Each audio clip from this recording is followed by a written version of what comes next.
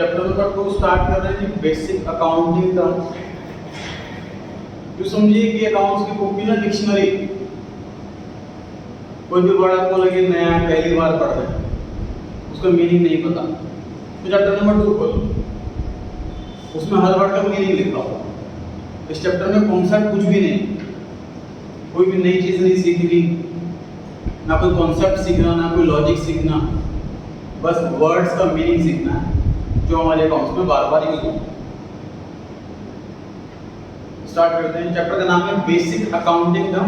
तो अकाउंट्स में जो टर्म्स यूज की जाएंगी बेसिक, उनका यहाँ पर डिस्क्रिप्शन दिया हुआ है। ये पहला वर्ड लिखा हुआ देखिए, व्हाट इज रेवेन्यू।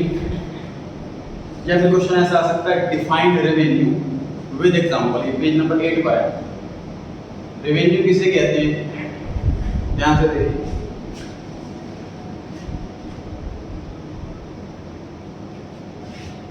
तो सामान मैंने मान लीजिए 8 लाख में खरीदा और 10 लाख में बेचा, और 2 लाख रुपए का प्रॉफिट हुआ। 8 लाख का सामान खरीदा, 10 लाख में बेचा, 2 लाख का प्रॉफिट हुआ। This is revenue and this is income. आपको पहली क्लास में ये पढ़ाया गया था कि सर जो भी इनकम होती है, प्रॉफिट होते हैं, उसको रेवेन्यू बोलते हैं। गलत पढ़ा। स्टार्टिंग में समझाने के लिए, जैसे आपको देखो सिंपल सी बात, जब हम इंग्लिश सीख रहे थे अपनी प्राइमरी क्लासेस के अंदर, हमें सिखाया जाता है ए फॉर एप्पल। हमारे मन में फिट होती है बात कि ए फॉर एप्पल ही होता, कुछ नहीं होता। लेकिन बाद में बताया जाता है ए फॉर तो बहुत सारे वर्ड्स होते हैं, लेकिन हमें उस टाइम समझाने के लिए बताया गया कि बेटा ए फॉर एप्पल ही होता है, ताकि हमें वो चीज मेमोराइज है। एप्पल देखते हमारे माइंड में ए क्लिक करे, एक अल्फाबेट क्लिक करे, ये चीज हमारे माइंड में छाप जाती है। इसलिए आपको बेसिक कराने के लिए बताया गया था कि रेवेन्यू का मतलब प्रॉफिट होता है। अब आपको एग्जैक्ट मीनिंग बताया जा रहा है, जैसे जैसे हम और ज्यादा चैप्टर्स में पढ़ते जाएंगे और एक्यूरेसी की तरफ बढ़ते जाएंगे। तो रेवेन्यू का मतलब प्रॉफिट नहीं होता, रेवेन्यू का मतलब टोटल सेल, टोटल कितना पैसा मिला, मतलब खर्चे काटने से पहले वाला प्रॉफिट। ऐसा समझ लो, ऐसा समझ लो, खर्चे काटने से पहले वाला प्रॉफिट। ठीक है। तो मान लीजिए मैं एक डॉक्टर हूं और मैंने अपने पेशेंट से फीस ली है 500 रुपए, तो मेरे तो रेवेन्यू वही है, मेरे तो खर्चे ही नहीं कुछ। समझ आ रही है बात? तो डॉक्टर के लिए रेवेन्यू एक ही बात है। समझ आ रही है बात? तो रेवेन्यू का मतलब सर सेल होती है, मतलब टोटल पैसा कितना मिल रहा है कस्टमर से बिफोर सब्ट्रैक्टिंग एक्सपेंसेस, उसे रेवेन्यू कहते हैं। समझ में आ रही है बात? ध्यान रहेगा, फिट हो गया मैम? पढ़ते हैं आंसर क्या लिखा। Revenue is an amount earned as a result of sale of goods बेचकर और rendering of service देकर। अगर मैं एक मैन्युफैक्चरर हूँ या एक होलसेलर हूँ या एक रिटेलर हूँ तो मैं गुड्स बेचूंगा, और अगर मैं सर्विस प्रोवाइड करता हूँ तो मैं सर्विस बेचूंगा। दो में से कुछ भी हो सकता है। It is a sum of cash and credit sale। क्या मतलब हुआ सर? मैंने टोटल 10 लाख का सामान बेचा, 6 लाख का सामान बेचा उधार में और 4 लाख का सामान बेचा कैश में। तो ये उधार वाली सेल और ये कैश वाली सेल। उधार वाली सेल मतलब क्रेडिट सेल और कैश वाली सेल का मतलब सामान बेचा हैंड टू हैंड पैसे आ गए। तो रेवेन्यू में दोनों इकट्ठे आते हैं, दोनों ही रेवेन्यू। माल बिका तो हो गया, रेवेन्यू तो हो गया, पैसे आज नहीं कल मिल जाएंगे। ठीक है। तो रेवेन्यू का मतलब सेल, सेल का मतलब टोटल सेल, कैश सेल भी, क्रेडिट सेल भी, दोनों सेल। आगे for example if cash sales 10,000 है और क्रेडिट सेल 15,000 है तो रेवेन्यू कितना हुआ? दोनों को ऐड करके 25,000। क्लियर हो गई ये बात? ध्यान रहेगा। कैश सेल क्रेडिट मतलब क्या है? कैश मतलब वो वाली सेल जो मैंने सामान बेचा और पैसा हैंड टू हैंड आ गया। क्रेडिट सेल मतलब मैंने सामान बेचा और कस्टमर कहता है बाद में दे जाऊंगा पैसा, तो क्रेडिट सेल उधार वाली सेल, क्रेडिट वाली सेल उधार। तो दोनों ही सेल को जोड़ करके रेवेन्यू तब आएगा। सर रेवेन्यू तब आता है जब हम प्रॉफिट को इंक्लूड करते हैं। प्रॉफिट को इंक्लूड नहीं, हम खर्चा लेस नहीं करा। देखो ये माल जो बिका, मतलब सोच जितने माल बिका ना दुकान पे पूरे साल में, वो रेवेन्यू। तो कितने पैसे आए आपको? भले देखो जब उधार मैंने बेचा सामान, उसे पैसे तो आए नहीं, लेकिन माल तो वो भी ठीक है, तो वो भी लेना है। क्लियर हो गया? क्वेश्चन नंबर 2 में लिखा हुआ है कि कंपनी की रेवेन्यू है 21,000। रेवेन्यू को हमने दिमाग में सेल्स पढ़ना है, हम पढ़ रेवेन्यू है माइनस को सेल पढ़ना है। सेल 21,000 और एक्सपेंस रेवेन्यू अर्न करने के लिए 15,000 हुए हैं, तो बताओ उसकी इनकम कितनी। तो हमें समझना है सर इनकम का मतलब क्या होता है, इनकम का मतलब प्रॉफिट होता है, ठीक है। अब एक काम करो, अंडरलाइन करना स्टार्ट करो। जो अपने क्वेश्चन को वन है व्हाट इज रेवेन्यू, तो रेवेन्यू को अंडरलाइन करके वहां पे सेल लिख दो तुरंत। तो क्वेश्चन पर वन लिखा है व्हाट इज रेवेन्यू, वहां पे रेवेन्यू को अंडरलाइन करके लिखो सेल। तो आप रेवेन्यू को हमेशा सेल पढ़ोगे, हालांकि इसमें सर्विस भी है लेकिन समझने के लिए। क्वेश्चन नंबर 2 में लिखा है सबसे लास्ट में कैलकुलेट्स इट्स इनकम, अंडरलाइन करें इनकम को और वहां लिखें प्रॉफिट। जब भी आपको इनकम दिखे समझ जाओ क्वेश्चन में इनकम नहीं मांगी, प्रॉफिट मांगा, तो मैं सेल में से एक्सपेंस माइनस कर दूंगा, अपने आप प्रॉफिट आ जाएगा। 21,000 में से 15,000 गए, 6,000 रुपए का प्रॉफिट आ गया, ठीक है। Question number 3, explain the following terms with example, sales, cost और प्रॉफिट। देखो क्वेश्चन नंबर 1 में what is revenue, question number 3 भी इसी फॉर्मेट से हो सकता था, what is sale, what is cost, what is profit, ये अलग फॉर्मेट से दे रखा है मैंने क्वेश्चन नंबर 3। क्यों दे रखा है, क्योंकि क्वेश्चन में भी फॉर्मेट बदल के आता है। एग्जाम में क्वेश्चन 1 मार्क का आया हुआ है, उसका क्वेश्चन पहला है तरीका डिफाइन ये या फिर एग्जांपल ये। एग्जाम में चैप्टर से क्वेश्चन 3 मार्क्स का भी आया, उसका फॉर्मेट क्वेश्चन 3 के जैसा होता है, explain the following with example, उसमें 3 वर्ड्स दे दी कोई से भी, तो फॉर्मेट एग्जाम में क्वेश्चन का बदल जाता है। तो मैंने कोशिश करी है कि हर वैरायटी क्वेश्चन की, जैसे एग्जाम में आएंगे सारी वैरायटी आप देख लें, एग्जाम को भी आपको चीज नहीं ना लगे, क्वेश्चन अलग तरीके से आते हैं। तो हमें 3 वर्ड एक्सप्लेन करने से क्वेश्चन नंबर 3 में सेल्स बताना है किसे कहते हैं, कॉस्ट बताना है किसे कहते हैं और प्रॉफिट बताना है किसे कहते हैं। पहला sales, the term sale is associated, associated मतलब जुड़ी हुई है, एसोसिएटेड विद और used for sale of goods that are dealt with by the firm, मतलब कंपनी जिस चीज में डील कर रही है, जो गुड्स बेच रही है, उसकी जितनी भी सेल हुई है उसके बारे में बात की जा रही है इस वर्ड में सेल। मतलब कि मान लीजिए सर मैं मार्कर बनाने की फैक्ट्री चला रहा हूं और मेरा फर्नीचर पुराना हो गया, मैंने फर्नीचर बेच दिया, तो वो सेल नहीं है। समझ आ रही है बात, इस चीज में हम डील कर रहे हैं उसी आइटम की सेल होनी चाहिए। The term sales include both cash sale and credit sale, ये हमने क्वेश्चन नंबर 1 में पढ़ लिया था कि जब भी रेवेन्यू की बात करेंगे, जब भी सेल की बात करेंगे तो टोटल सेल की बात करेंगे, उधार वाले की और कैश वाले की। आगे जब गुड्स कैश में बेचे जाते हैं तो उसे कैश सेल कहते हैं। When goods are sold, जब उधार में बेचे जाते हैं तो उन्हें क्रेडिट सेल कहते हैं। एक्सप्लेन कर रखा है कि कैश सेल क्या क्रेडिट सेल क्या है, क्लियर हो गई बात। पॉइंट नंबर 2, कॉस्ट, खर्चा। It is the amount of expenditure, जितना पैसा खर्च हुआ, किस चीज में खर्च हुआ, इनकर्ड ऑन और attributable to a specified article, product, activity. देखो ये इनकर्ड ऑन या एट्रीब्यूटेबल टू क्या मतलब हुआ, इसका ध्यान से देखो।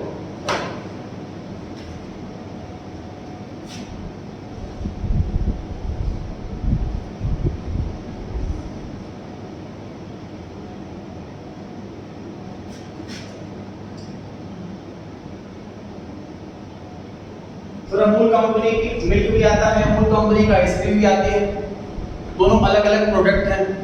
कंपनी ऑब्वियसली जब भी कैलकुलेशन करती होगी तो प्रोडक्ट वाइज भी प्रॉफिट कैलकुलेट करके देखती होगी, जब मिल्क के काम से कितना कमा रहे हैं और आइसक्रीम वाले काम से कितना कमा रहे हैं, अलग अलग प्रॉफिट निकालते हैं, करेक्ट। अब मान लीजिए टीवी में एक ऐड दिया है, उसमें 5 करोड़ रुपए खर्च करें, उस ऐड में मिल्क भी दिखाया है और आइसक्रीम भी दिखाई है, ठीक। अब मैं खर्चा निकाल रहा हूँ मिल्क का और खर्चा निकाल रहा हूँ आइसक्रीम का, तो 5 करोड़ वाला जो एडवर्टाइजमेंट है जो कंबाइंड है वो इसमें कैसे लिखूं, इसमें कैसे लिखूं, बता रहे दिक्कत क्या आ रही है कि सर कोई कॉमन खर्चा है जो दोनों डिपार्टमेंट का कॉमन है, लेकिन हमें प्रॉफिट जो है वो अलग अलग जानना है दोनों का, तो वो कैसे जानेंगे हम, उसका कोई ना कोई बेस लेकर हम बांटते हैं, इसे कहते हैं एट्रीब्यूट करना। एग्जांपल मान लीजिए अमूल मिल्क की जो सेल है साल की वो 300 करोड़ रुपए और आइसक्रीम की जो सेल है वो 100 करोड़ रुपए, सपोज 300 और 100 ये रेशियो बन गई 3:1, तो उस खर्चे को 3:1 में बांटना है।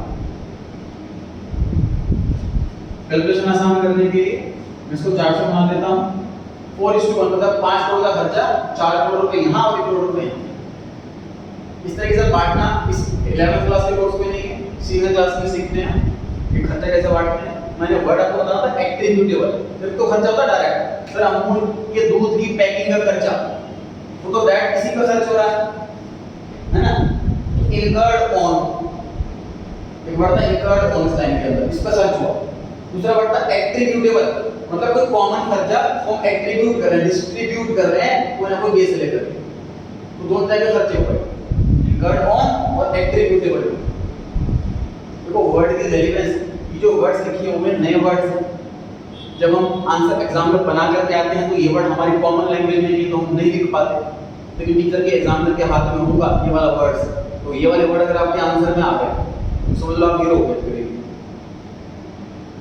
लेकिन ये रटना बड़ा मुश्किल हो जाता है, इसलिए मैं पूरी कोशिश कर रहा हूँ कि आपको थोड़ी सीनियर क्लास में लेकर के जाऊँ 5 मिनट के लिए और आपको समझा दूँ उस वर्ड के रेलेवेंस क्या है, शायद आपको याद करने में आसानी रहे। आगे लिखा है कि कोई आर्टिकल मतलब कोई गुड्स पर, किसी प्रोडक्ट पर या किसी एक्टिविटी पर, मतलब कोई सर्विस इंडस्ट्री है मान लीजिए। फॉर एग्जांपल एक सिक्योरिटी गार्ड है, जो एक ही दोनों आइटम एक ही फैक्ट्री के अंदर बन रही है, और सिक्योरिटी गार्ड तो एक ही कॉमन है, तो सर्विस एक्टिविटी भी हो सकती है, सर्विस भी हो सकती है ना। तो कोई भी खर्चा भी हो सकता है, प्रोडक्ट भी हो सकता है, ठीक है। क्वेश्चन बहुत आसान है, कॉस्ट किसे कहते हैं, खर्चा, लेकिन आंसर की जो लैंग्वेज है ना उसमें एक वर्ड मतलब भारी भारी वर्ड। तीसरे वर्ड पर आते हैं सर, प्रॉफिट। प्रॉफिट किसे कहते हैं सर, सेल और एक्सपेंस का डिफरेंस, सेल और एक्सपेंस का डिफरेंस वो प्रॉफिट। पढ़ते क्या लिखा है, प्रॉफिट का मतलब इनकम, देखो अगर profit is income, income earn during a period, आगे लिखा है in other words difference between revenue and expense is termed as profit. Revenue expense का डिफरेंस वो प्रॉफिट है। एग्जांपल देखिए जी, 15,000 की कॉस्ट के गुड्स हमने 21,000 में बेचे, तो 15,000 को एक्सपेंस हो गया, कॉस्ट हो गई, 21,000 में बेचे तो रेवेन्यू हो गया, दोनों का डिफरेंस कर देंगे 6,000 वो प्रॉफिट हो जाएगा। आगे लिखा है profit is equal to revenue minus expense, green colour से लिखा हुआ है जी मैंने, फॉर्मूला टाइप समझ लो इसको। और उसके बाद profit is also known as income, मतलब ये सिनोनिम टर्म्स हो गए, प्रॉफिट बोलो इनकम बोलो एक ही बात। Question number 4, explain the following of meaning of the following. 4 word दे रखे हैं, मतलब 4 वर्ड का क्वेश्चन हो गया।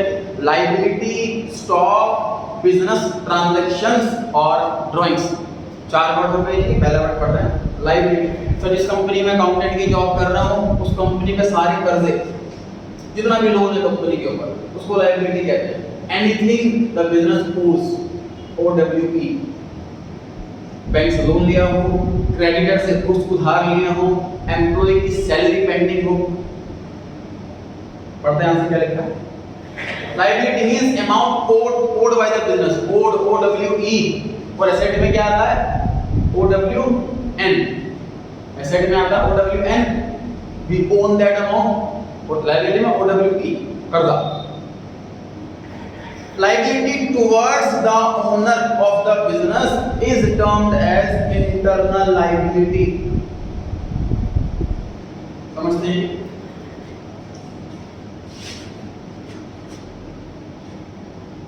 सर हमें कैपिटल वर्ड का मतलब पता है। कैपिटल वर्ड क्या होता है, ओनर जितना भी पैसा अपने घर से दुकान में लेकर के आया उसे कैपिटल कहते हैं। कैपिटल किसे कहते हैं, जो ओनर घर से पैसा दुकान में लाया, मतलब जितना पैसा लगाया बिजनेस में उसे कैपिटल कहते हैं। और लायबिलिटी किसे कहते हैं, जो बाहर वालों से कर्जा ले रखा है, जैसे बैंक से लोन ले लिया, क्रेडिटर से कुछ उधार ले लिया, ये करते हो। अब यहाँ पर आंसर वाला क्या कह रहा है, आंसर ये कह रहा है internal external capital other than capital. Example bank loan, creditor. देखिए ध्यान से, अभी तक हमने कैपिटल वर्ड को अलग पढ़ा है, लायबिलिटी वर्ड को अलग पढ़ा है, और हमारे अकॉर्डिंग दोनों में कोई सिमिलरिटी नहीं। आप आज समझ रहे हैं कि सिमिलरिटी है, आज समझ रहे हैं कि सिमिलरिटी है। इसके हिसाब से यहाँ पे जो चार्ट मैंने बनाया हुआ है, capital is a part of liability, capital is an internal liability. तो देखिए अभी तक हम क्या सोचते हैं, हम जब अकाउंटेंट की थिंकिंग नहीं, आम आदमी की थिंकिंग है, तो सर ओनर जो है, राम ने अगर राम स्टोर नाम से दुकान खोली हुई तो सर राम की ही दुकान है, वो जो पैसा है वो राम का ही है। अभी तक हमने ये थिंकिंग, आप समझना ध्यान से इस चीज को। तो जैसे राम ने 5 लाख रुपए राम स्टोर के अंदर लगा दिए, अब मैं राम स्टोर में अकाउंट बैठा हुआ, तो मुझे ऐसा सोचना है कि हमने राम से कर्जा ले रखा है 5 लाख रुपए का, जब दुकान बंद हो जाएगी तो ये चुका। राम स्टोर में राम ने 5 लाख रुपए लगाए, ओनर ने पैसा लगाया, इसे कैपिटल कहते हैं, ठीक। हम इसको लिखेंगे कैपिटल के नाम से, लेकिन हम अकाउंटेंट इस थिंकिंग से अकाउंट्स बनाते हैं कि ओनर से हमने कर्जा ले रखा है, कैपिटल वाला कर्जा है, ये कर्जा तब चुकाना है दुकान बंद हुई, ठीक। अगर पैसा ज्यादा बच गया, हम दुकान बंद कर रहे हैं प्रॉफिट में, तो 5 का 6 भी हो सकता है, तो 6 लाख वापसी करेंगे। जैसे लॉस हो गया तो 5 का 4 वापस करेंगे, चाहे पैसा सारा खत्म हो जाए तो कुछ वापस नहीं करेंगे। समझ में आ रही बात? इसलिए हम कैपिटल को इंटरनल लायबिलिटी, इंटरनल मतलब अंदर का बंदा है, बाहर का बंदा नहीं। एक्सटर्नल मतलब कि बाहर के लोग हैं, इनका तो टाइम पर देना है और कमिटेड अमाउंट देना है। समझ आ रही है बात?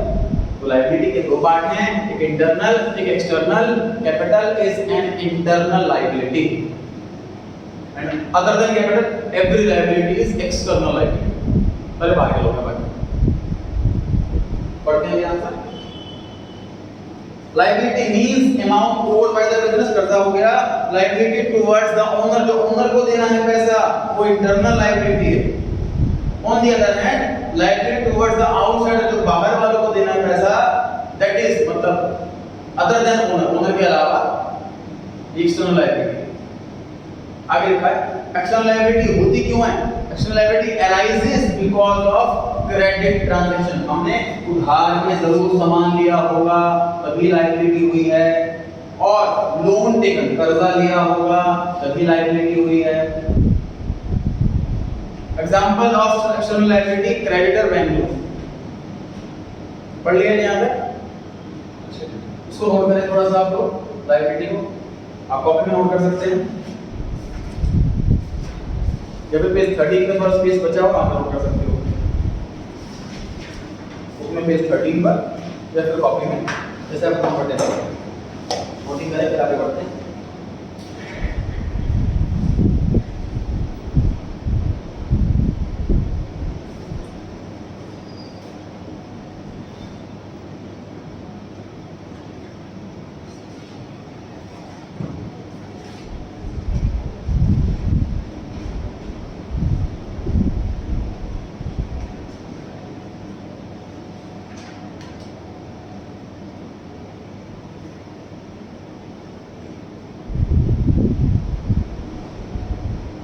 क्वेश्चन मैं बुक में से कराऊंगा, इसकी कॉपी अलग रखें, और होमवर्क कर रहे हैं डीएस लेवल एलटीके रोल किसी बुक में से, उसकी कॉपी अलग रखें। वही कॉपी आप चाहे तो स्कूल में भी चेक करा सकते हैं।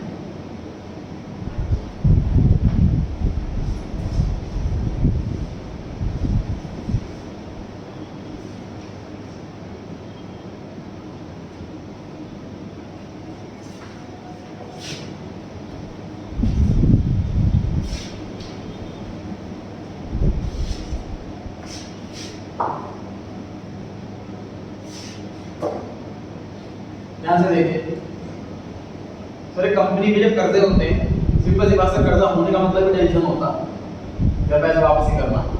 कहीं ऐसा ना हो कि पैसा वापसी करने का टाइम आ जाए और हमारे पास पैसे ना हो, तो कंपनी गुडविल खराब हो जाती है, रेपुटेशन खराब होती है। तो कभी ऐसा ना हो किसी कंपनी के साथ कि पैसा देने का टाइम आ जाए और पैसा ना हो, इसलिए कंपनी वाले क्या करते हैं, लायबिलिटी की 2 कैटेगरी और बनाते हैं।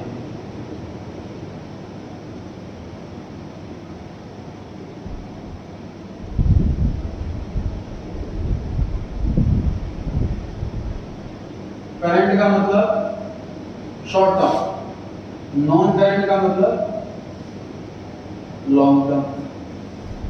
मतलब जो कर्जा मुझे बहुत कम टाइम में चुकाना है, शॉर्ट टर्म लायबिलिटी। जो लायबिलिटी चुकाने के लिए मेरे पास लंबा समय है, वो long term liability. Technical term current और नॉन करंट है, technical term short term long term नहीं। करंट से बोलते हैं, जो करंट का मतलब होता है करंट की गति चालू मतलब जो चल रही है, जो फ्लो में चल रही है, कर्जा हुआ फिर चुकाया, फिर हुआ कर्जा चुकाया, ऐसे टाइप की लायबिलिटी, उसे करंट लायबिलिटी कहते हैं। जो करंट ना हो तो नॉन करंट मतलब लॉन्ग टर्म। अक्सर शॉर्ट टर्म किसी के लिए 3 महीने, किसी के लिए 6 महीने, किसी के 12 महीने, तो अकाउंट्स में डिजाइन कर रखा है इसको 12 महीने। मतलब सिंपल सी बात सर, कोई ऐसा कर्जा जो मुझे 12 महीने के अंदर अंदर चुकाना है, मैं उसको करंट लायबिलिटी बुलाऊंगा। कोई ऐसा कर्जा जो मुझे 12 महीने के बाद चुकाना हो, या 13 मंथ हो, या 13 इयर्स हो, उसे मैं नॉन करंट लायबिलिटी बुलाऊंगा। फिर दूसरी बात, ऐसे कैटेगरी करने से क्या होता है, जैसे बिजनेसमैन देखिएगा कि मान लीजिए करंट लायबिलिटी उसकी 3 करोड़ और ये वाली 12 करोड़, उसको रहेगा अच्छा मुझे 3 करोड़ का अरेंज करना है इसी साल, 3 करोड़ का कर्जा मेरे पे मुझे इसी साल चुकाना है, तो 3 करोड़ में कहां से अरेंज करूं, कैलकुलेशन हल कर सारी इतना की बुक्स बिक जाएंगे, इतना डेट से पैसा आ जाएगा, इतना छोटा मोटा लोन ले लूंगा और लोन चुकाने के लिए वगैरह वगैरह। लॉन्ग टर्म में चुकाना इसको 12 करोड़, उसको टाइम के लिए भी टाइम है। सिंपल सी बात है, हर बिजनेसमैन लोन लेता है, पैसा नहीं पाने के बाद लोन नहीं, ऐसा नहीं हटाने के बाद लोन नहीं। इन्होंने बताया मैं लोन लेता हूँ 12% के रेट से, बिजनेस के अंदर लगाता हूँ, मुझे 30-40% का रिटर्न होता है, वो फायदा ही, नुकसान नहीं है लोन लेने। लेकिन हमें ये ध्यान रखना है कि टाइमिंग सेम होनी चाहिए। मतलब कि लोन ले लिया मैंने ऐसा कि मुझे देना है 2 साल के बाद, लेकिन बिजनेस में ऐसा पैसा लगाएगा 4 साल के बाद, तो फिर पेमेंट नहीं करनी चाहिए, मतलब चेक बाउंस नहीं होना चाहिए, EMI बाउंस नहीं होनी चाहिए। इसलिए इस चीज को कैटेगराइज करके ध्यान रहता है मुझे जल्द ही पैसा कितना देना और लंबे समय तक कितना देना। ठीक है, रीडिंग करते हैं एक बार। Liability is further classified into, पहला नॉन करंट लायबिलिटी, वो किसे कहते हैं, जो लायबिलिटी 12 महीने के बाद चुकानी है। करंट लायबिलिटी किसे कहते हैं, जो विद इन 12 मंथ चुकानी। क्लियर हो गई बात?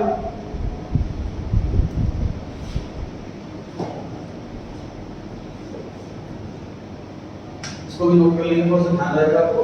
हालांकि ये चीज लिखी भी पैराग्राफ में भी, लेकिन चार्ट के ऊपर देखने से ना तुरंत याद आ जाता है कि हाँ इसमें ऐसा था, इसमें ऐसा था। लैंग्वेज से इतना ज्यादा अर्जेंट मतलब तुरंत क्लिक नहीं करता मैं।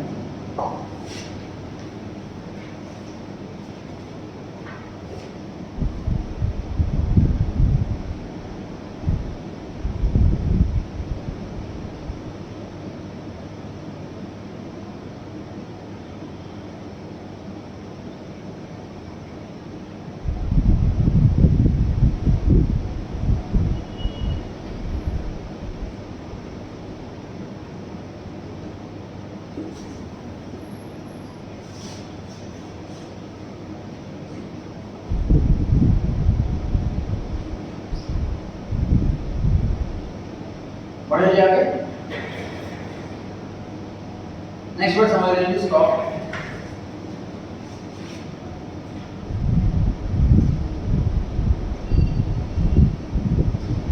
सर गुड्स स्टॉक दोनों सिनोनिम हैं, सिमिलर है। अभी तक हमने गुड्स वर्ड का मीनिंग से कितना पढ़ा था कि जिस चीज की दुकान है उसे गुड्स कहते हैं। अगर मैं अकाउंटिंग की जॉब कर रहा हूँ स्टेशनरी शॉप के अंदर, तो पेन, रजिस्टर, बुक्स ये सब गुड्स हैं।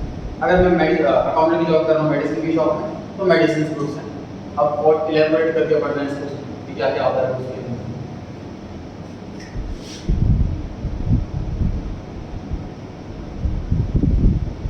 सर अकाउंटेंट को अगर मैं मैन्युफैक्चरर में आऊँ तो गुड्स मुझे 3 टाइप के मिलेंगे।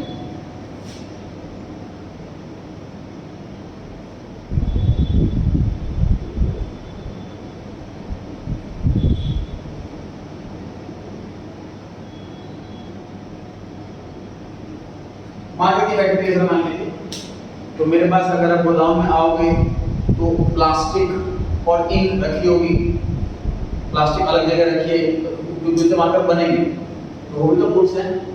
जो रॉ मटेरियल में खरीद के लाया सामान बनाने के लिए, वो भी तो परचेज कर रखा है मैंने गुड्स, तो raw material is also goods.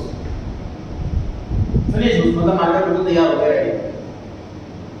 जब मैं साल एंड होगा, जब मैं बैलेंस शीट मतलब फाइनल अकाउंट्स बना रहा हूँ, साल के एंड में रिपोर्ट कार्ड बना रहा हूँ कंपनी की, और मैं गोदाम पे जाऊंगा चेक करने के लिए कितना माल रखा होगा, तो कुछ माल तो बिल्कुल कंप्लीट रेडी होंगे, मान लो 3 लाख रुपए का, वो यहाँ लिख दूंगा। कुछ प्लास्टिक और इंक पड़ा हुआ मतलब रॉ मटेरियल रखा हुआ, वो मैं यहाँ लिख दूंगा। और कुछ ऐसे भी मार्कर होंगे जो कंप्लीट भी नहीं हुए और रॉ मटेरियल भी नहीं आधे अधूरे बने हुए हैं, तो मान लो कैप नहीं बनी, बाकी का मार्कर बन गया, उनको बोलते हैं कि वर्क इन प्रोग्रेस, जो हमारे आधे अधूरे तैयार। सपोज ये 6 लाख रुपए के हैं, 6 लाख रुपए रिपीट कर रहा हूँ, ये बुक्स हो गए 3 टाइप के, रॉ मटेरियल जो कच्चा माल रखा हुआ है, वर्क इन प्रोग्रेस आधे अधूरे बने हुए हैं, फिनिश गुड्स कंप्लीट रेडी है सामान, ठीक। सर अगर मैं अकाउंटेंट टू होलसेलर भी हूं या रिटेलर भी हूं, इसको एक बार मैं बोलता हूं ट्रेडर। अब माइंड में फिट कर लो ये बात अच्छे से, ट्रेडर मतलब कौन, जो ट्रेड करता है। What is trade? Buy and sell, manufacturing की। ट्रेडर कौन, जो खरीदे और बेचे। होलसेलर भी खरीदता और बेचता है, रिटेलर भी खरीदता और बेचता है, सिर्फ क्वांटिटी का फर्क है। होलसेलर बल्क क्वांटिटी में खरीदता, सीधा फैक्ट्री से खरीदता, रिटेलर होलसेलर से खरीदता है, वो कस्टमर को बेचता है। समझ आ रही है बात? अगर मैं इनके गोदाम में ढूंढने जाऊंगा सामान, तो मुझे तीनों में से कौन से वाला सामान मिलेगा? सिर्फ ये वाला, सिर्फ फिनिश गुड्स में। क्योंकि इसका रॉ मटेरियल का मतलब ही नहीं है तो मार्कर ही खरीदेगा सीधा, ये तो प्लास्टिक वाली खरीदेगा। समझ आ रही है बात? तो यहाँ पर सिर्फ एक ही मिलेगा, फिनिश गुड्स वाला सामान। सेकंड होलसेलर भी है मैन्युफैक्चर। हाँ जी, कैन होलसेलर भी है मैन्युफैक्चर। कैन होलसेलर भी का मैन्युफैक्चरर। देखो मैन्युफैक्चर तो कहलाता है, होलसेलर वर्ड कौन है, होलसेलर कौन पर्सन है कि जो सर एक मैन्युफैक्चरर से खरीदे ज्यादा क्वांटिटी में ट्रक भर के और स्मॉल क्वांटिटी में रिटेलर को बेचे, फिर रिटेलर स्मॉल क्वांटिटी में खरीदकर सिंगल पीस बेचता कस्टमर को। सर होलसेलर की मैन्युफैक्चरिंग फैक्ट्री हो सकती है, तो मैन्युफैक्चरिंग होलसेल थोड़ा चलाएगा तो वो प्रोफेशनल लीडर आएगा। सुनो, एक मैं आपके हिसाब से क्या है, एक पर्सन है, इनका डॉट ये है, जैसे एक बंदा है वो खुद की गुड्स बना रहा है और बेच रहा है, तो मैन्युफैक्चरिंग तो कहलाएगा। कोई सेल तो ये भी कर रहा है, ये सेल भी कर रहा है, कोई बाय कर दे रहा है ना, तो होलसेल कैसे हो? सही फिर होगी बात।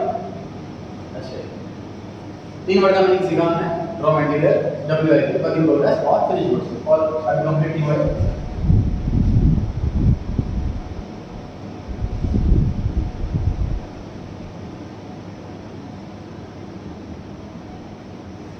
सर अकाउंट्स का जो अकाउंटिंग ईयर है, जो ईयर है हमारे लिए अकाउंटेंट के लिए, वो अप्रैल टू मार्च वाला होता है। मतलब इसको लीजिए हमारा अकाउंटेंट के लिए जो न्यू ईयर आता है वो 1 अप्रैल को आता है, और जो ईयर क्लोज होता है वो 31 मार्च को होता है। स्कूल में भी ये सिस्टम है, अप्रैल टू मार्च का अकाउंटिंग ईयर है स्कूल में, इनकम टैक्स में भी यही रूल है, अकाउंट्स में भी यही रूल है, अप्रैल टू मार्च। जब 31 मार्च आती है सर, तो जैसे हमारे स्कूल में हमारी रिपोर्ट कार्ड बनाए जाते हैं पूरे साल में क्या करा, ऐसे अकाउंटेंट भी हम रिपोर्ट कार्ड बनाते हैं। रिपोर्ट कार्ड बनाते टाइम हम कंपनी में 31 मार्च को साल के आखिरी दिन कितनी कितनी एसेट्स हैं, कितने कितने कर्जे हैं, कितना कितनी इनकम है, कितना कितना एक्सपेंस सब लिखते हैं। उस टाइम ये लिखते हैं कि स्टॉक कितना बचा हुआ है, ये बात है, साल के एंड में स्टॉक कितना बचा हुआ है, तो उसको हम स्टॉक नहीं बोलते, उसे हम बोलते हैं क्लोजिंग स्टॉक। अकाउंट्स क्लोज करते टाइम कितना स्टॉक था, अकाउंट्स क्लोज करते टाइम कितना स्टॉक था, 31 मार्च को मान लेते हैं 5 करोड़ रुपए का स्टॉक था। What is closing stock? The stock lying in the godown at the end of the accounting year. Accounting year के end में जो हमारे गोदाम में रखा, सही? अच्छा आगे सुनिए। मान लीजिए जो अकाउंटिंग ईयर है ये है 2021-22। जब भी ऐसे लिखा हो ईयर पूरी बुक के अंदर, कैसे पढ़ेंगे इसको? 1 अप्रैल 2021 से लेकर के 31 मार्च 2022, सही। तो ये जो स्टॉक है 31 मार्च 2022 का, ठीक। अब 1 अप्रैल 2022 यहाँ से नया साल स्टार्ट हो गया, ये नया साल स्टार्ट हो गया। अब इस दिन जब पहला दिन हुआ है नए साल का, तो इस दिन हम देखेंगे कि इस दिन में हमारे पास क्या क्या सामान रखा हुआ है, कितनी एसेट्स हैं, कितनी लायबिलिटी, कितनी क्रेडिट हैं। तो होगा क्या, जैसे आप स्कूल का रजिस्टर बनाते हो तो पूरे साल उसके अंदर सपोज मैथ का रजिस्टर, तो सारे मैथ करते रहे 10th क्लास की मैथ करते रहे। अब कंप्लीट हो गई 10th क्लास, भले उसमें कई बच्चे होंगे, आप रजिस्टर को अलग रखोगे, अब एक फ्रेश रजिस्टर लोगे 11th क्लास में, सही बात है, ऐसे ही करोगे। अब अकाउंटेंट के पॉइंट से सोचो कि रजिस्टर बनाने का मालूम है कैश का, पूरे साल में उसमें कैश लिखता रहा, कहाँ से आया कहाँ से गया, और साल के एंड में सपोज 3 लाख रुपए कैश बचा हुआ 31 मार्च। अब मैं नया साल शुरू हो रहा है, नया रजिस्टर बनाऊंगा कैश का, तो पहले तो लिखूंगा ना 3 लाख रुपए कैश मेरे पास रखा हुआ है। समझ आ रही है बात? मतलब जो क्लोजिंग होता है वही अगले दिन का ओपनिंग बन जाता है। अब लास्ट ईयर 31 मार्च मेरे पास गोदाम में 5 करोड़ रुपए का स्टॉक था, तो कल को जब नया साल शुरू होगा गोदाम खोलेंगे वही स्टॉक दिखेगा ना 5 करोड़ का, ओपनिंग स्टॉक होगा अगले साल का। What is opening stock, sir? Stock lying in the godown in the beginning of the year. 5 words, 5 terms सीखी सर हमने स्टॉक से रिलेटेड। पहला रॉ मटेरियल कच्चा माल, WIP वर्क इन प्रोग्रेस, आधा पूरा बना हुआ, फिनिश गुड्स कंप्लीट रेडी। ये तीनों आइटम मिलेंगी मैन्युफैक्चरर के यहाँ, होलसेलर पे जाओगे, डीलर पे जाओगे तो सिर्फ एक आइटम मिलेगी फिनिश गुड्स। और हमने वर्ड सीखा सर क्लोजिंग स्टॉक, साल के एंड का स्टॉक, और सीखा ओपनिंग स्टॉक, साल की शुरुआत का स्टॉक। सही है? एक last word,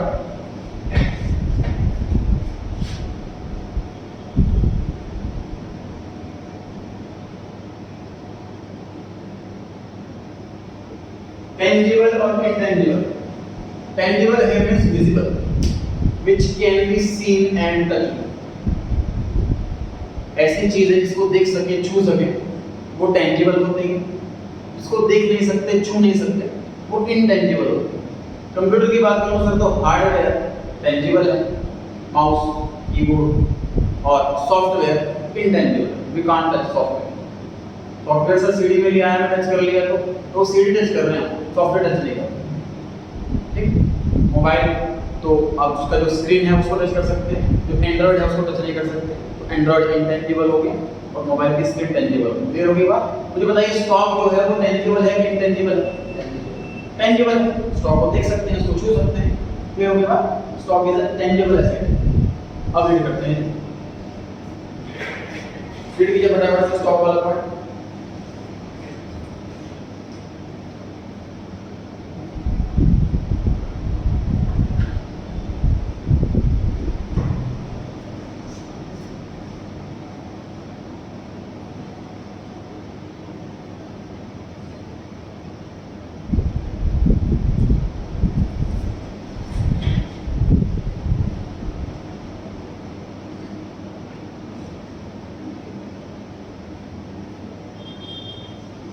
guys stock bracket में इन्वेंटरी, एक बड़ी तीन बड़ा है गुड्स, स्टॉक, इन्वेंटरी, तीनों टर्म सिनोनिम्स हैं।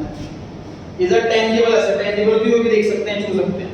Held by an enterprise, enterprise का मतलब बिजनेस, चाहे वो प्रोप्राइटरशिप हो, चाहे पार्टनरशिप हो, चाहे company. For the purpose of sale, रखा क्यों है? बेचने के लिए रखा हुआ है। मतलब फर्नीचर रखा है मेरे पास तो वो गुड्स नहीं, वो बेचने के लिए रखा, इस्तेमाल करने के लिए रखा हुआ।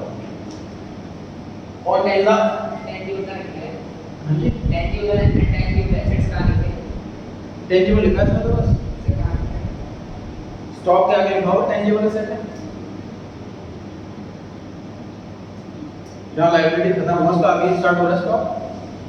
Stock is an tangible asset. नहीं मिला? Yes sir. For the purpose of sale in the ordinary course of business or for the purpose of using it in the production of goods meant for sale, sale करने के लिए। अगर लिखा stock में भी opening stock and closing stock, आगे लिखा opening stock. Opening stock is the stock in hand in the beginning of the accounting year. In other words, it is the stock in hand at the end of previous year accounting year. पिछले साल का closing मतलब इस साल का opening.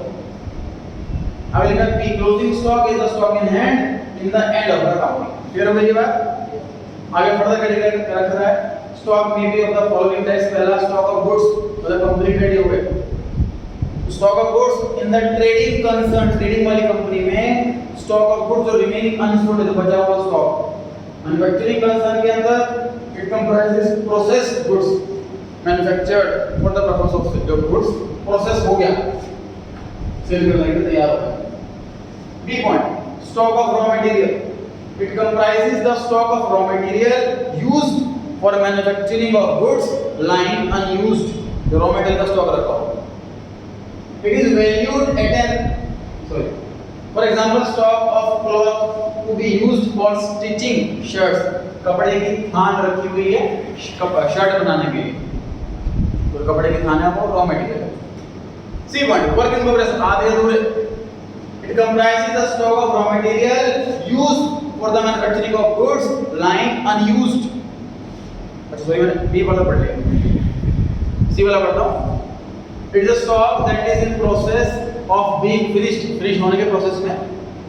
देखिए partly finish goods, partly मतलब कुछ पार्ट फिनिश हो चुका है, कुछ पार्ट रहता है। It is valued at an aggregate of cost of raw material, जो लेबर यूज हुई है, अदर खर्चे में प्रोडक्शन के, तेल लग गया, बिजली लग गई। Power means electricity bill of machinery, आप लिख सकते हैं वहां पर पावर लिखा हुआ है, power means electricity bill of machinery, power means electricity bill of machinery।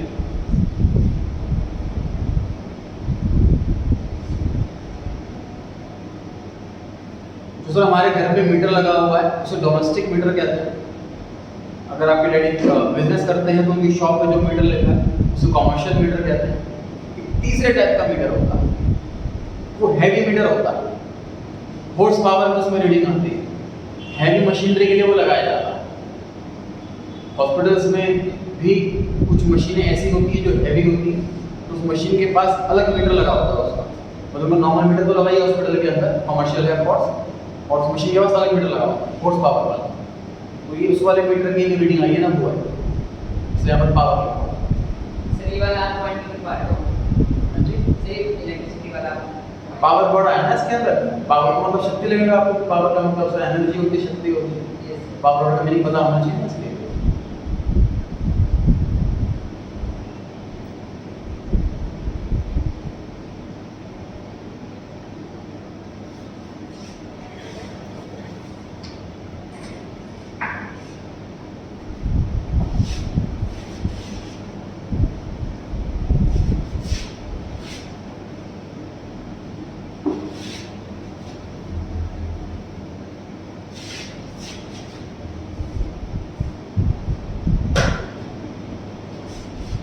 अभी हमने लायबिलिटी की कैटेगरी सीखी थी,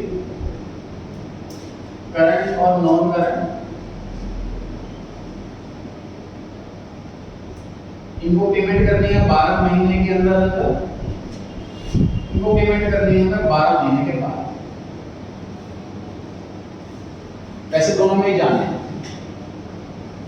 इसी तरीके से एसेट्स की भी दो कैटेगरी होती है,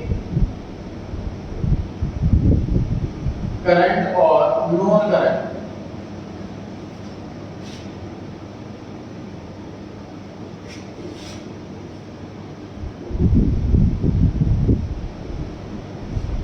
सिंपल सी बात समझे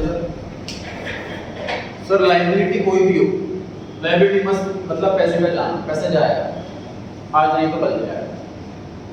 इसका जस्ट अपोजिट एसेट। तो एसेट का मतलब पैसा आएगा। सोच के देख लो कोई ऐसे एसेट जिससे पैसा ना आए, स्टॉक बिकेगा पैसा आएगा।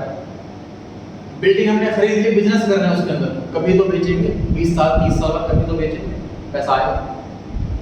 फर्नीचर जिस पर हम बैठ करके काम कर रहे हैं, टेबल पर बैठ कर काम कर रहे हैं, इस्तेमाल करने के लिए खरीदिए, कभी तो बेचेंगे, 10 साल 20 साल बाद जब बेकार हो जाए, कबाड़ी में बेचे, भले 100 रुपए मिले, लेकिन बेचेंगे, पैसा आएगा। मतलब जितनी भी एसेट्स हैं सबसे पैसा आना है। मतलब सिंपल सी बात है, मैं अकाउंटेंट हूँ, पैसा यहाँ से आना है और पैसा यहाँ जाना है। जब मैं यहाँ कैटेगरी कर रहा हूँ 12 महीने की, तो यहाँ भी कैटेगरी करूँगा 12 महीने। जिन एसेट्स से मेरे पास पैसा आ जाएगा within 12 months, current assets. जिन एसेट्स से मेरे पास पैसा आएगा after 12 months, non current assets. बताओ बिल्डिंग कौन सी वाली हुई? नॉन करंट, क्योंकि हमने इस्तेमाल करने के लिए खरीदी है बिल्डिंग। कब बेचेंगे, कि हमें बिजनेस शिफ्ट करना है तो बेचेंगे, या बिल्डिंग बहुत ज़्यादा बेकार हो गई, पुरानी हो गई, बेचकर हम कहीं और ले रहे हैं, बड़ी जगह ले रहे हैं, या सिटी शिफ्ट कर रहे हैं, तब बेचेंगे। सर नॉन करंट आएंगे। नॉन करंट, क्योंकि बाद में बेच है, हमें टाइम का हिसाब रखना है। आपको लगता है कि आइटम 12 महीने के अंदर बिक जाएगी तो करंट बना नॉन करंट। गुड्स कितने देर आएंगे, गुड्स करंट में से गुड्स तो 2 दिन में बिक जाएंगे, कुछ तो डेली बिकते हैं, कुछ तो डेली बिकते हैं। तो हमारी बात सर कंपनी कौन सी बढ़िया, ये अगर 5 करोड़ है तो ये 5 करोड़ से कम आना,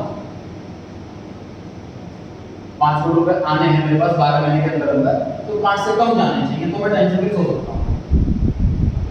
समझ में आ रही है? ऐसे अगर ये मान लीजिए 20 करोड़ है तो ये 20 करोड़ से कम होना चाहिए। लॉन्ग टर्म में 20 करोड़ रुपए आने हैं तो लॉन्ग टर्म में 20 करोड़ से कम जाना चाहिए, तो टेंशन भी सो सकता है। समझ में आ रही है? ये कंपैरिजन वाला बात, एनालिसिस वाला पार्ट 12th क्लास में आएगा, थोड़ा थोड़ा होना स्टार्ट होगा, कि मैं कंपेयर करके बताना है कौन सी कंपनी बढ़िया, कौन सी कंपनी बेकार। 11th क्लास में सिर्फ बेसिक कैलकुलेशन है। तो हमने अभी क्या क्या सीखा सर, जैसे लायबिलिटी करंट नॉन करंट होती है, ऐसे ही एसेट्स भी करंट और नॉन करंट होती है, और स्टॉक जो है वो करंट एसेट का पार्ट है। नेक्स्ट टाइम ये लिखी हुई वर्ड ध्यान से, नेक्स्ट टाइम ये लिखी हुई है, stock is classified in the balance sheet as current asset. Balance sheet बनाना भी सीखेंगे लास्ट चैप्टर हमारे कोर्स में, इसमें बैलेंस शीट सीखते हैं। समरी रिपोर्ट कार्ड है कंपनी की, इसमें सारी आइटम लिखते हैं हम, कंपनी के एंड क्या क्या पोजीशन कितने करते हैं, कितनी प्रॉपर्टी, सही है?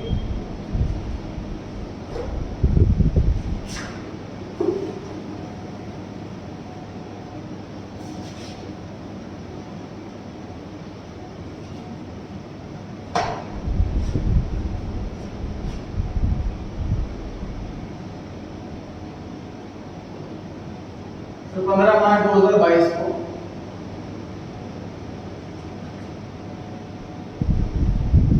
हमारे बॉस ने खरीदी है 1000 यूनिट्स बेचने के लिए, और खरीदी है 200 रुपए के रेट से।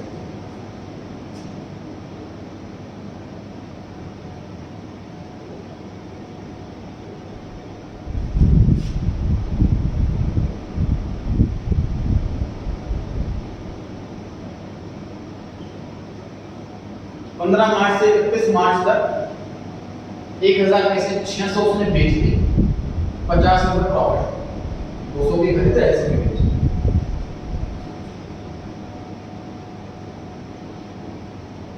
31 मार्च को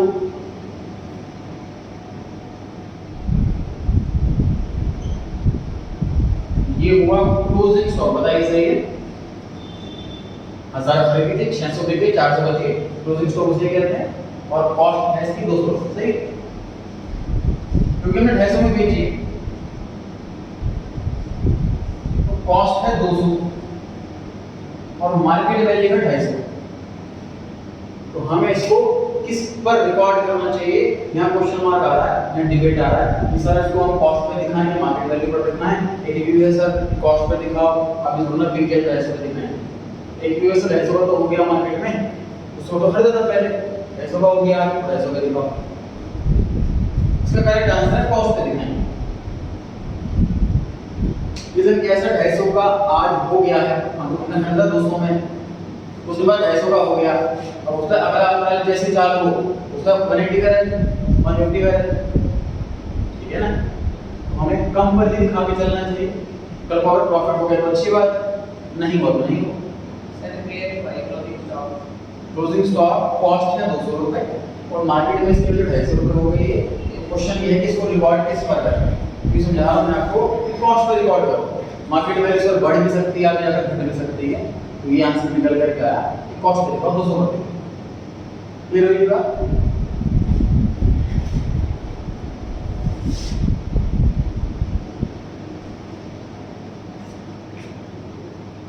सर कॉस्ट देंगे उससे फर्क क्या पड़ेगा? बताओ।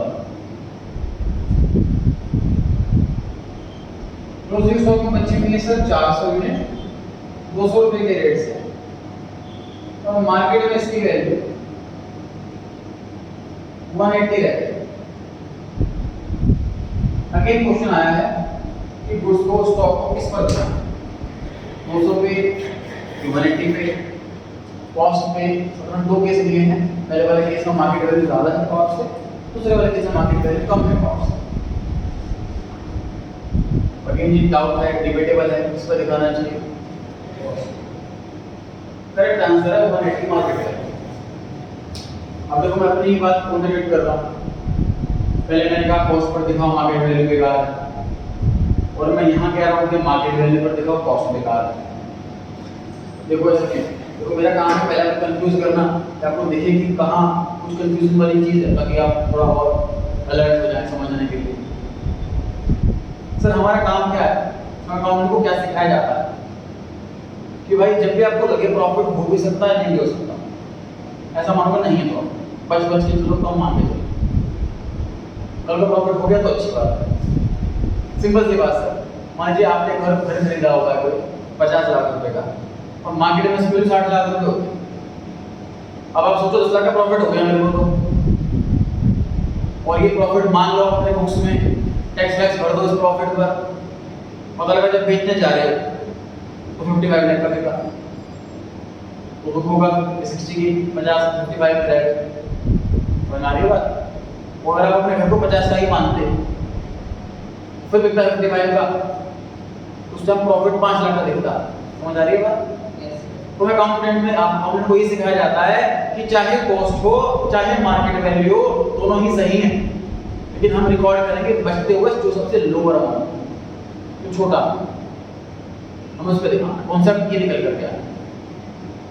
ना तो कॉस्ट को पकड़ना है कि वही सही है मार्केट वैल्यू तो बेकार है, ना मार्केट वैल्यू को पकड़ना है कि मार्केट वैल्यू बढ़िया कॉस्ट बेकार है। तो छोटा, छोटे पे लिखने से फायदा क्या होगा कि कल को हमें फायदा ही फायदा होगा। तो कंप्लीट कर दो पहले मेरे को। 200 रुपए में खरीदा, 250 मार्केट वैल्यू हो गई, आज मैं 200 में रिकॉर्ड करता हूँ, कल को 200 के 200 में भी प्रॉफिट नहीं होगा तो एटलीस्ट लॉस तो नहीं होगा। 250 में बिके तो प्रॉफिट हो जाएगा, अच्छी बात हो जाएगी। यहाँ पर 200 का 180 रह गया, मैं रिकॉर्ड करता हूँ उसको 180, कल को 180 पर ही बिका तो लॉस तो नहीं होगा। अब सुबह में 200 पे रिकॉर्ड कर लेता है और बिकता ही 180 पर, तो 20 रुपये का लॉस हो जाता है। अब 180 पे रिकॉर्ड कर रहा हूँ, फ्यूचर में 180 पे ही बिके तो कोई लॉस हुआ ही नहीं मेरे को, 200 पे बिक गया तो प्रॉफिट हो गया, अच्छी बात है। ठीक, तो कॉस्ट पर रिकॉर्ड करें कि मार्केट वैल्यू पर रिकॉर्ड करें, उसका आंसर है जो लोअर अमाउंट। इस पे 1 मार्क का क्वेश्चन आएगा एग्जाम में कई बार। Goods are recorded at cost or market value whichever is lower. True or false? Explain. तो explanation इसके पढ़ने वाले हैं और तो ये when we are doing accounting, sir, so we don't see the market value, we only see the how when they have bought at a time, how sir purchase. we see market value. Sir, historical values देखते हैं ना, वो fixed assets के लिए होता है, long term assets के लिए। सर ठीक है नहीं हुआ। देखिए आपने स्कूल में कुछ पढ़ा हुआ है तो वो आप इस चैप्टर में लिंक करने की कोशिश ना करें, पूरी क्लास पढ़ाना है। Historical cost concept chapter number 3 का, चैप्टर नंबर 2 में है, और बाकी में सब कंफ्यूज हो रहे हैं। हिस्टोरिकल कॉस्ट कॉन्सेप्ट को कौन से पढ़ा दिया आपने, तो पढ़ाया चैप्टर नंबर 3 का है, चैप्टर नंबर 3 में हिस्टोरिकल कॉस्ट कॉन्सेप्ट आप खोल के घर जाके चेक कर सकते हैं। तो जो डाउट आपको जहाँ पढ़ाया जाए से डाउट उसमें से पूछें। स्कूल में डाउट पूछना है तो क्लास के बाद पूछें, क्लास से पहले, क्लास में लिंक ना करें, बाकी बच्चे कंप्यूटर का दिन खराब हो जाए।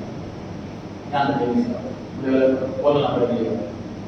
अब बताइए कॉन्सेप्ट कैसे करते हैं हमने, कॉस्ट और market price which ever is lower, जो अमाउंट छोटा हो उस पर रिकॉर्ड करते हैं हमेशा स्टॉक को। एक अकाउंटेंट का काम है कॉस्ट चेक करना 31 मार्च को, एक अकाउंटेंट का काम है मार्केट वैल्यू चेक करना 31 मार्च को, और जो छोटा अमाउंट है उस पर रिकॉर्ड करना। ध्यान रहेगा कि गुड्स की मार्केट वैल्यू बढ़ती भी है, गुड्स की मार्केट वैल्यू घटती भी है। ध्यान रहेगा।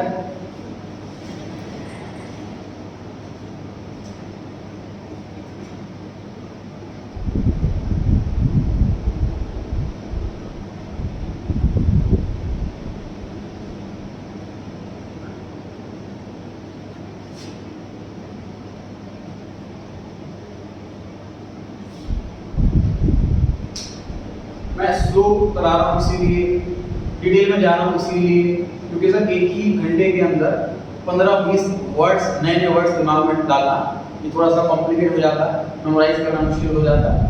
मैं कोशिश कर रहा हूँ जितना स्लो हो सके उतना स्लो करा। मैं एक अलग वर्ड करा रहा हूँ, नेट रियलाइजेबल वैल्यू NRV।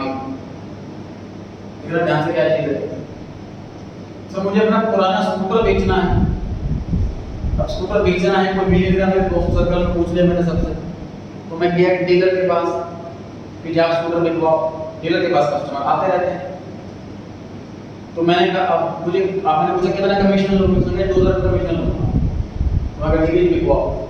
मेरा स्कूटर उसने बिकवा दिया 20,000 रुपये। मार्केट वैल्यू पता मेरे स्कूटर की 20,000 रुपये, सेकंड स्कूटर की मार्केट वैल्यू 20,000 रुपये। 2000 रुपये उसने कमीशन ले लिया अपना, मतलब मेरी पॉकेट में आए 18,000। सही।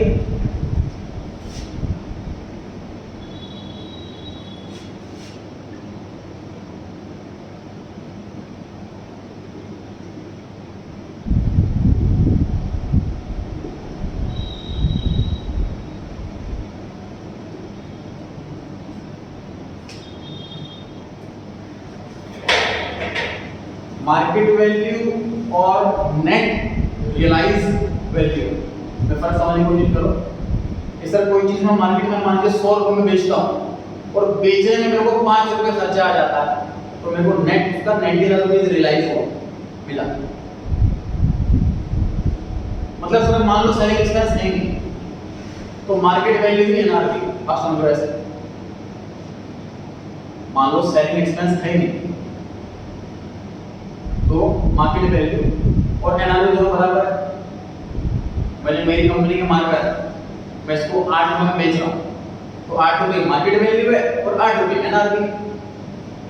लेकिन मान लीजिए मैंने सेल्समैन रखा हुआ है, उसे कहता हूँ 50 पैसे दे रहा हूँ, तुम आकर बेच, तो मार्केट वैल्यू 8 रुपये और NRV 7.5। समझ आ रही है बात? समझ आ रही है बात? अब ये मैंने क्यों वर्ड पढ़ाया, अभी मैंने वो बताया था कि हम गुड्स को रिकॉर्ड करते हैं कॉस्ट और market price which ever is lower. तो मैं कह रहा हूँ मार्केट वैल्यू नहीं NRV लेना, क्योंकि मेरे लिए तो NRV ही काम की चीज है। तो इस कंपनी वाला सेल्समैन को दे रहा है कि 8 रुपये में तू बेच, 50 पैसे दे रहा हूँ, तो कंपनी को 7.5 मिल रहा है। सिंपल सी बात, जब मैं स्कूटर वाले के पास गया, मैंने पूछा कितना कमीशन लो, उसने कहा 2000। मुझे स्कूटर 30 लाख में बेचना होता ना, तो मैं उसे कहता 22 में बेचूंगा भाई। कंपनी को ये मानकर बेचना 7.5 में था, उसको मैं सेल्समैन को बोला कि तो 8 में बेच, 8 में दे दे। मतलब कंपनी को बेचना होता 8 रुपये में, तो कंपनी सेल्समैन कहते भाई 8.5 में बेचना है, 50 पैसे दे। समझ आ रही है बात? कंपनी के जो काम की चीज है वो NRV, जो जेब में आ रहा पैसा वही काम का है। ठीक, अब इस वाले फॉर्मूले को मैं और एक्यूरेट करता हूँ। स्टॉक को रिकॉर्ड करना है कॉस्ट और NRV which ever is low. अब देखो क्लियर हुआ नहीं? ठीक है, NRV means market value minus selling expense. Ordination value. सबसे लास्ट लाइन इस टॉपिक की, the stock is valued on the basis of cost or net realizable value whichever is lower principal। ठीक है, तो अंडरलाइन करें net realizable value, अंडरलाइन करें net realizable value और वहां लिखें market value minus selling expense. Market value minus selling expense.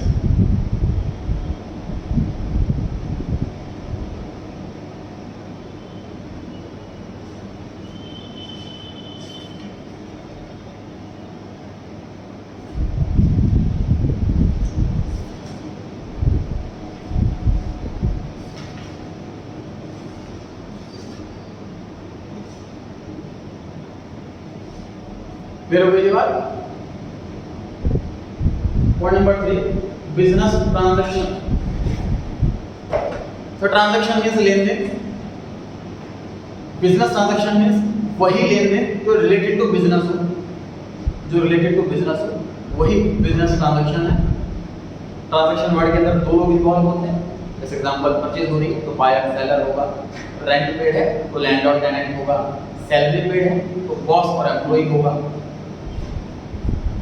और फिर क्या लिखा हुआ? The business transaction means financial transaction or event entered into by two parties, दो लोग होंगे involve, and is recorded in the books, उसको बुक्स में रिकॉर्ड कर लेंगे।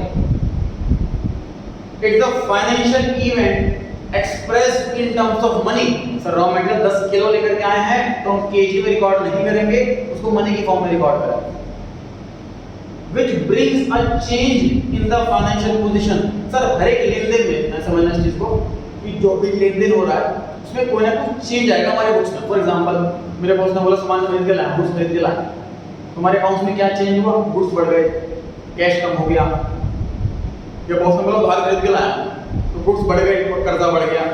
मतलब कोई ना कोई चेंज आएगा हमारे अकाउंट्स के अंदर, कोई ना कोई बुक्स के अंदर। बॉस ने बोला रेंट मिल गया, इनकम हो गई, कैश बढ़ गया, कोई ना कोई चीज आएगा। ये लिखा हुआ है हमारे पोजीशन के अंदर कोई ना कोई चीज लेकर के आएगी transaction. It is an agreement between the two parties. Parties का मतलब पर्सन होता है ना, अकाउंट में पार्टीज का मतलब पर्सन होता है। पार्टीज इन्वॉल्विंग द ट्रांसफर और एक्सचेंज ऑफ गुड्स और सर्विसेज। गुड्स का एक्सचेंज हो या ट्रांसफर हो या सर्विस दी जा रही हो। एग्जांपल सेल करें गुड्स, परचेज करें गुड्स, डेटर से पैसा लिया है, क्रेडिटर को पैसा दिया है, फिक्स्ड एसेट्स परचेज करी हैं या सेल करी हैं, पेमेंट करी है इंटरेस्ट की, डिविडेंड की। डिविडेंड क्या होता है? पर डिस्कस हुआ था, इसको फिर डिस्कस कर लेते हैं एक बार।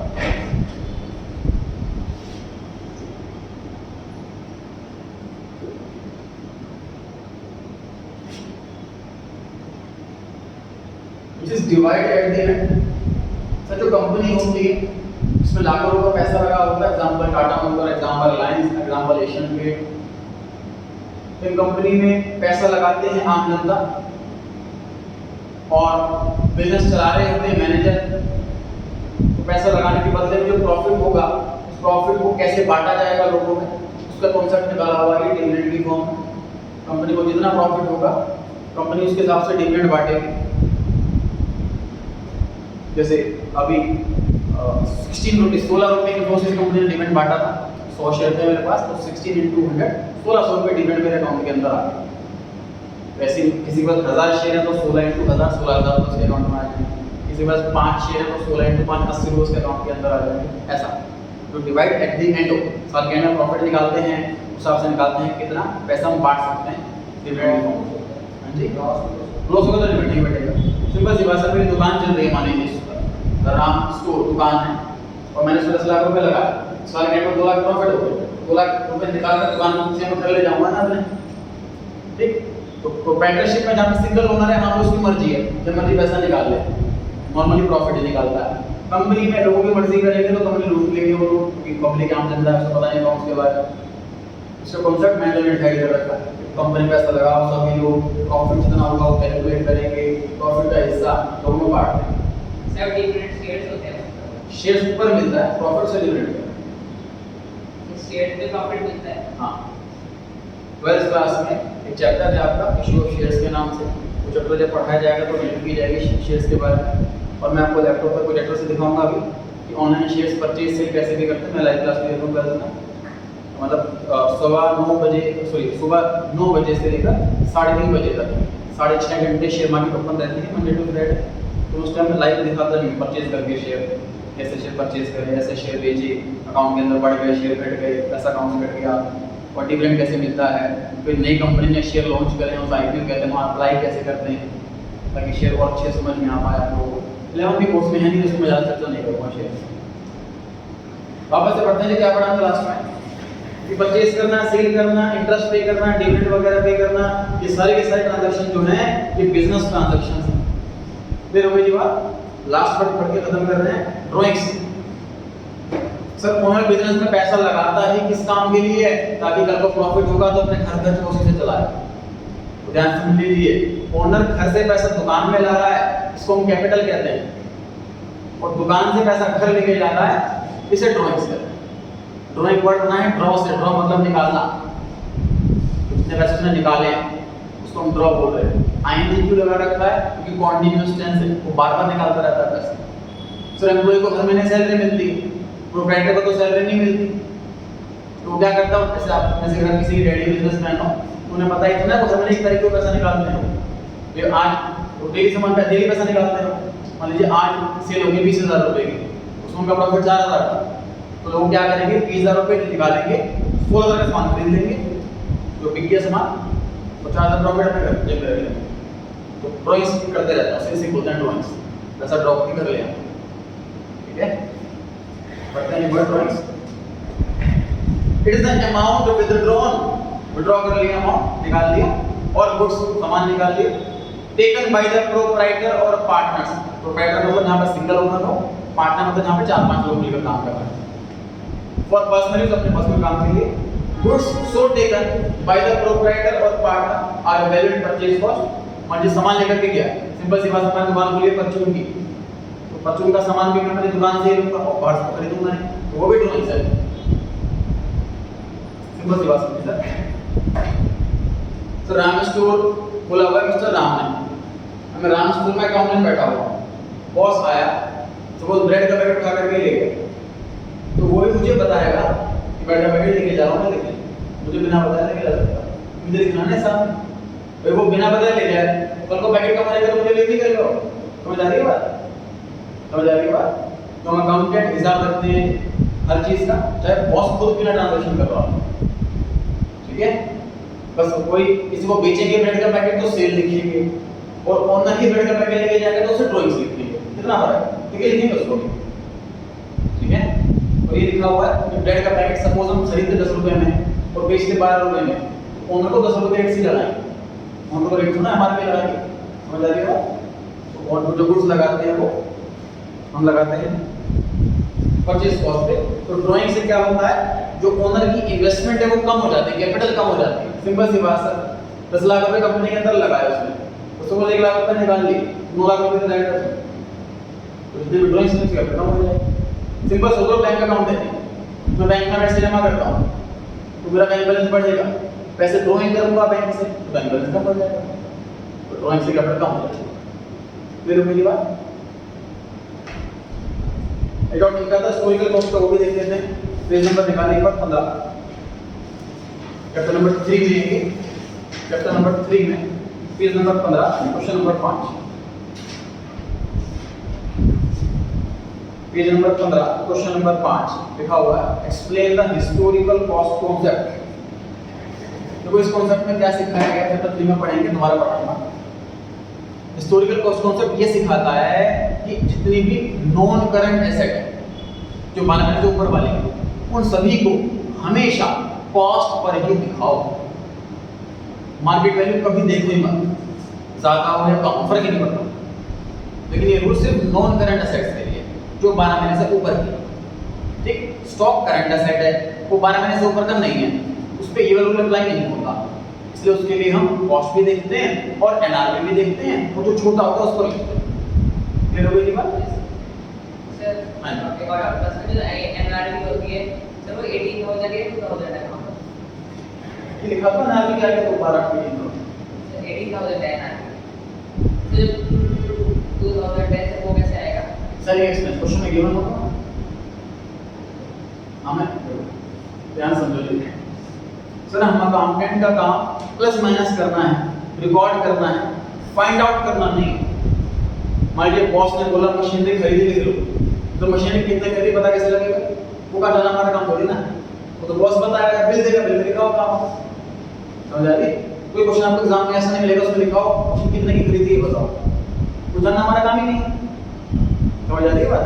ऐसे ही मेरे बॉस ने बोला कि स्कूटर बेचा है भाई, 20,000 में बेचा है, 2,000 का खर्चा हो गया, कमीशन कट गया, कमीशन कितना कटा बॉस बताएगा ना मेरे को, मुझे तो ना फाइंड आउट करना कि कमीशन कितना कटा होगा, सोचो कैलकुलेट करो, फॉर्मूला लगाओ, समझ आ रही है बात? तो बिल्कुल प्रैक्टिकली सोच करके चलना है जी हम, जो चीज प्रैक्टिकल लाइफ में हमें गिवन होगी वही एग्जाम में गिवन होगी, जो ड्यूटी हमारी प्रैक्टिकल लाइफ में होगी वही एग्जाम में होगी, ठीक है? तो आज इतना करते हैं, जितना कराते हैं उसको रिवाइज करते हैं साथ साथ, चैप्टर कंप्लीट होते ही आपका टेस्ट का बर्डन ना है।